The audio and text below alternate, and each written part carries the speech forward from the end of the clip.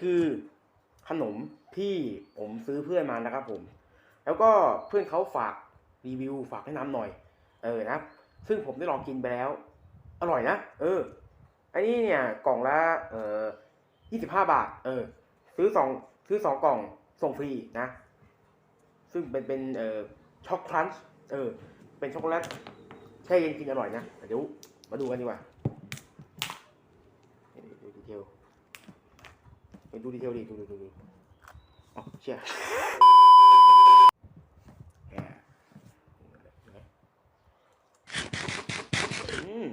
คือ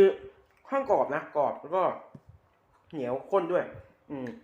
ถ้าใครใส่ช็อกโกแลตเด็กได้ชอบเพราะว่ามันเหนียวแล้วช็อกโกแลตมันเข้มข้นจริงนะ25 บาทเองถูกด้วยกินเล่นได้กินของว่างอะไรเงี้ยนะใครสนใจสั่งซื้อนะครับผม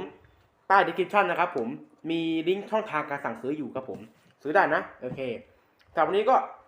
ไม่มีอะไรมากอย่าลืมติดตามช่องผมด้วยนะครับผมกำลังจะทำโปรเจกต์ทีฟอร์เทส2ภาคไทยทุกอันนะครับผมนะก็ตามดูได้นะใครสนใจเนาะถ้าสำหรับวันนี้ก็ขอบคุณครับเจอกัน